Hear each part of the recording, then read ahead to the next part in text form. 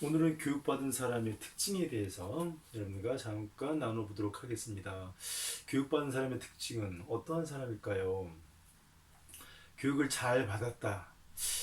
그런 사람은 여러분들 상상이 어느 정도 가겠죠.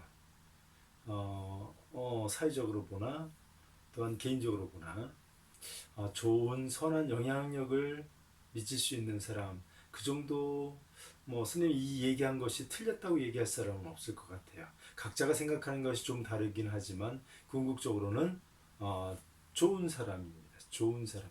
그 좋은 사람이라는 것은 일단은 남에게 해가 되지 않으면서 자기 역량을 키우고, 또 남한테 해가 되지 않지만 오히려 더 좋은 방향으로 공헌할 수 있는 이러한 사람이 되지 않을까? 아, 너와 내가 다르다. 우리나라 한국 사람들, 아니면 저 서양에 있는 미국 사람들, 영국 사람들, 자, 내가 생각하는 거랑 좀 다르지만 궁극적으로 보면 크게 다르지 않을 것 같아요. 그래도 오늘 우리 동양과 서양 한번 비교를 해보고 앞으로 우리가 추구해야 될 인간상은 어떤 것인지, 교육을 통해서 얻고자 하는 그런 특징적인 그런 사람은 어떤 것인지 좀 살펴보도록 하겠습니다. 내용이 겹치는 것 같죠? 이미 여러분들 교육의 목적이라든가 또한 가치론, 교육의 인간상에 대해서 좀 했었습니다. 홍익 인간이라든가 학교교육에서 추구하는 인간상이라든가 이런 것들을 했습니다. 우리가 이제 교육이란 무엇인지, 교육의 목적이 무엇인지 하면서 이미 어느 정도 다루었는데, 계속 끊임없이 우리는 다시 한번 계속 새겨봐야 될 것 같아요. 그러면서 내가 나아갈 방향, 나는 어떤 교사가 되어야 될 것인가에 대해서 계속 반복적으로 성찰하고 반성적인 그런 사고를 취해야 되지 않을까 생각을 해봅니다. 동양에서 추구하는 인간상은 어떠했을까요? 상당히 영향을 미치는 것이 문화 속에 자리 잡고 있는 종교의 영향이 큰 것 같습니다. 동양 하면 가장 대표적인 종교가 뭐죠? 음, 바로 아직까지 우리나라 전통적인 사상을 지배하고 있는 거 있죠. 유교입니다. 유교. 플러스 불교, 천도교 이렇게 하지만 가장 대표적인 것은 유교, 불교라고 할 수 있겠죠. 조선 사회에 그 상당한 그러한 기간 동안에 우리 조상들에게 자리 잡고 있던 것이 바로 유교입니다. 물론 이제 불교는 그 이전부터 조금씩 영향을 미쳤고 지금도 영향을 미치지만은, 그러면 유교에서 추구하고자 하는 인간상이 무엇이었죠? 바로 성인, 군자, 이런 것들이었죠. 또 선비. 그래서 이제 군자상이라든가 선비상이라든가 이런 것들에 대해서 여러분들이 아마 도덕 시간, 윤리 시간에 많이 배웠을 거예요. 수기, 지인, 음, 어, 나를 수양해서 타자를 어, 다스린다. 이게 바로 수기치인이죠. 감히 남을 다스려? 그러려면 내가 얼마나 수양을 해야 될까요? 덕양이나 체력이나 도덕성이라든가 이런 것들을 겸비해야 수기치인에 이를 수 있다라는 겁니다. 뿐만 아니라 중용의 덕을 추구했지요. 중용이라는 것은 무엇입니까? 넘치지도 부족하지도 않은 그러한 상태, 그 상태를 유지하려면 어떤 사물의 이치라든가 이런 것들을 바로 깨달아야만 가능한 일입니다. 그냥 그저 가운데 회피성으로 머무르는 것이 아니죠. 진리를 깨달은 자가 추구할 수 있는 것이 중용의 덕이라고 우리는 알고 있어요. 선비도 마찬가지입니다. 선비도 유교 사상에 많이 입각한 그런 선비들. 어찌 보면 큰 물질적인 자신의 명예라든가 이런 것들 전혀 추구하지 않았다고 볼 수 없지만은, 그야말로 자기의 어떤 수양을 통해서 정치적이든 사회적이든 이런 선한 영향력을 미쳤던 그런 선비상, 이런 것들은 사실 서양에서는 어떤 뭐라고 할까요? 신사, 그런 것과 상당히 관련되어 있는 것이 선비나 신사나 비슷하지 않을까. 우리가 용어만 다를 뿐이죠. 동양은 어떤 이런 인간상이 있어요. 불교적인 측면에 있어서는 부처의 그런 삶을 살겠노라 열심히 끊임없이 도야하는 그런 측면에 인간상도 한 자리를 차지하고 있다고 볼 수 있습니다.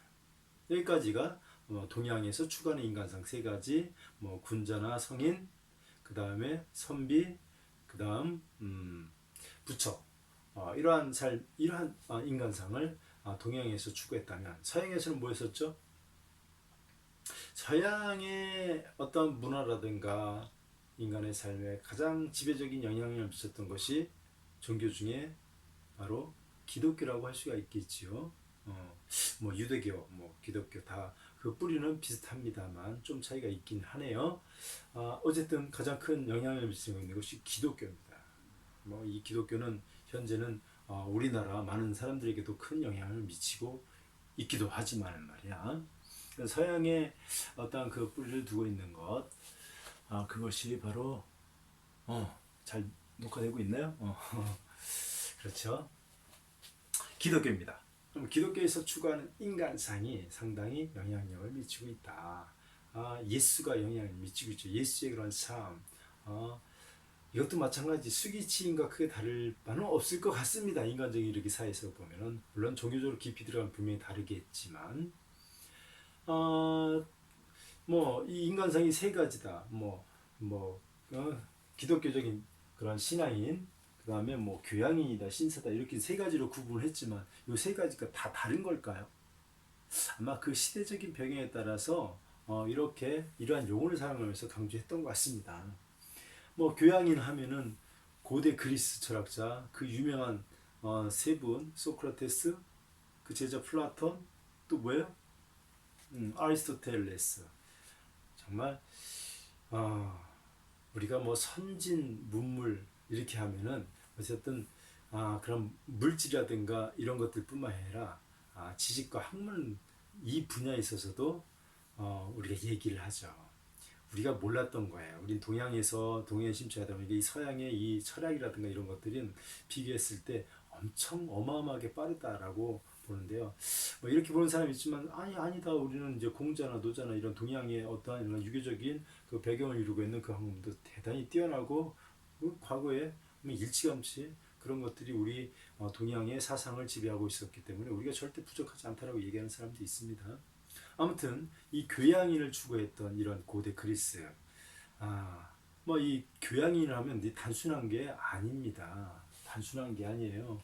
그래서 진리를 탐구할 뿐만 아니라 정의사의 구현을 위해서 꼭 필수적인 것이 교양이다. 그래서 뭐 소크라테스 같은 경우는 삼파법이라든가 질문법이라든가 이런 것들을 통해서 훈련을 시키려고 했고요. 뭐 플라톤, 뭐 아리스토텔레스, 이성주의, 합리주의를 이끌어내는 철학자 중에 대표적인 분들이었죠. 아까 동양과 서양에서 비교했던 가장 그 대표적인 인간상 선비와 신사였습니다. 신사 많이 들어봤죠? 젠틀맨. 우리 영화에서도 그 젠틀맨과 관련되어 있는 그런 영화 제목이 갑자기 떠오르지 않네. 하여간 영국하면 신사. 하여간 17세기 로크가 주장했던 이 신사양성을 바로 교육의 가장 으뜸으로 여겼습니다. 바로 이것이 선비와 거의 비슷하다고 할 수 있습니다. 뭐 지, 덕, 뭐 품격, 학식 이런 걸 골고루 양성했고 어쨌든 체력뿐만 아니라 이러한 덕성까지 골고루 갖춘 인간상, 사회에 선한 영향을 미칠 수 있는 인간상 이런 것들을 바로 신사라고 했었죠. 뭐 이런 것들은 다 따로따로는 아니라고 볼 수 있어요. 다 어느 정도 추구하는 인간성은 다 그러니까 궁극적으로는 어쨌든 좋은 인간, 선한 영향을 미칠 수 있는 그런 인간상임에 틀림이 없고 그렇다고 뭐 이렇게 구분은 되었지만 용어는 다르지만 결과적으로 어때요? 서양이나 동양이나 궁극적으로 가보면 통하는 것은 결국 나를 수용하고 결국 타자에게 좋은 영향력을 미칠 수 있는 수기치 크게 다르지 않다고 볼 수 있습니다.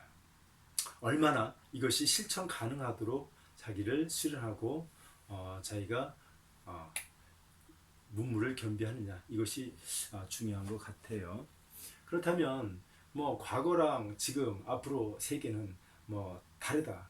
지금 변화무쌍한 이 세상에서는 이 과거의 것과는 전혀 다른 지금 새로운 방식을 적용해야 된다 이렇게 얘기하는데 아, 그것도 약간은 문제가 있는 것 같습니다. 과거의 방식이 옳지 않은 것은 아닙니다.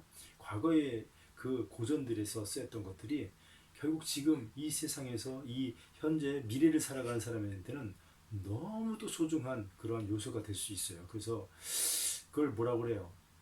옛 것을 고귀하게 받아들여서 지금 새롭게 만들어가는 것이 중요하다고 하죠. 옛 것을 무시하면 안 됩니다. 과거의 전통 고전을 우리는 잘 이해하고 받아들일 필요가 있는데 바로 원고지신이라고 하지요. 그래서 미래 인간상은 창의적이고 창발적인 인간상이다. 융합 복합적인 인재상이다라고 합니다. 매우 중요하죠.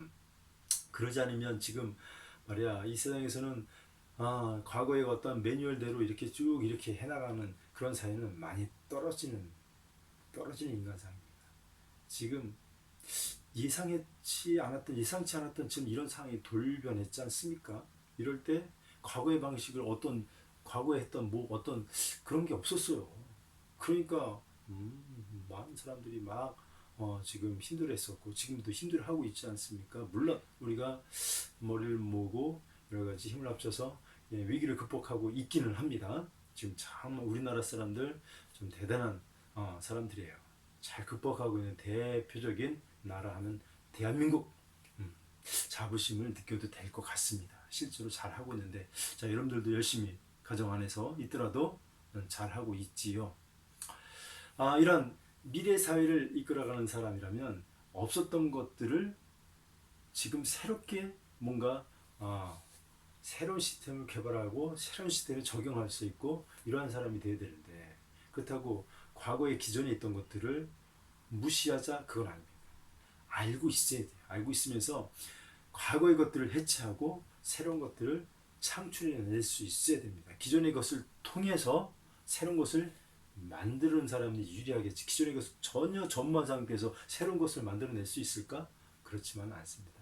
창의적인 인간, 융복합적인 인간. 그렇다고 해서 여러분들 새로운 것을 추구하는 거니까 이제 지나간 것은 아무 소용없어. 이렇게 얘기하면 절대 오산이다. 과거의 전통들 존경하고 존중하고 받아들이고 새로운 것들을 받아들일 수 있는 이런 여러분들 이제 지난 시간에 미래 사회 역량 뭐 6가지에 대해서 얘기했습니다. 특히 2015 교육 과정에서 추구될 그 6가지 역량은 여러분들이 꼭 기억해야 됩니다. 이 시대를 살아가는데 필요한 역량이지요. 뭐 앞으로 이제 여러분들 이제 고등학교 졸업하고 대학을 졸업하게 되면 직업인으로서 살아가야 됩니다. 직업인으로서 살아가야 되지만 끊임없이 평생 동안 공부해야 돼요. 왜냐하면 우리는 지금 새로운 것을 계속 만들어내는 구성주의라는 사회를 살아가고 있기 때문입니다. 그래서 전문가로서 자기 직업에 대한 전문가가 되어야 된다는데 그 전문가는 과연 무엇인가? 끊임없이 공부하는 사람입니다.